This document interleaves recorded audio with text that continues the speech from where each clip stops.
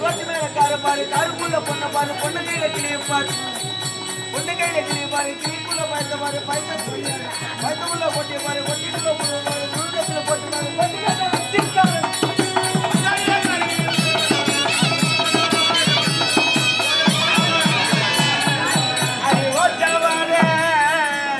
தேங்கி போன உழுவ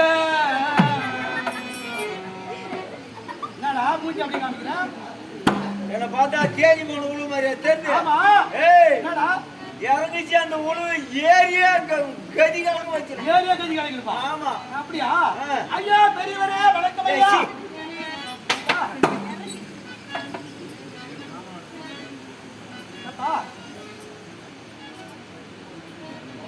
வணமா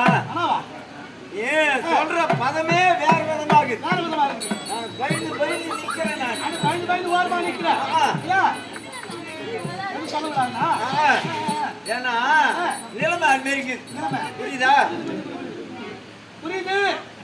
என்ன நாடு தெரியுமா என்ன புரியுதா என்ன புரியுது முதல்ல வந்தது அசிங்கமா சொல்லிட்டான் அந்த வச்சு தொங்க அந்த நீ பாத்தியானா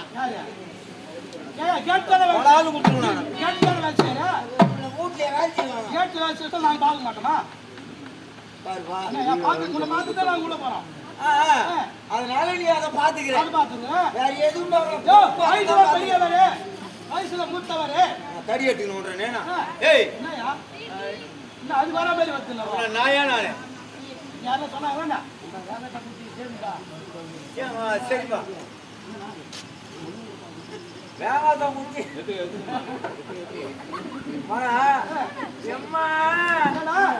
ஒரு மாதிரியா இருக்கு அவனை பார்க்க சொல்ல தண்ணே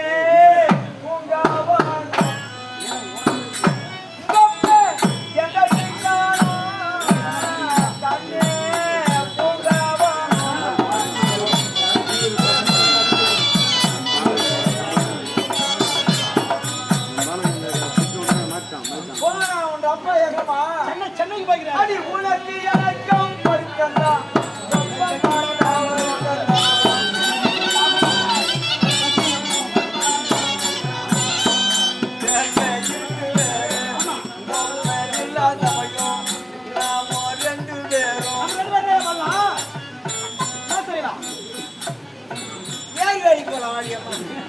ரொம்ப கஷ்டமான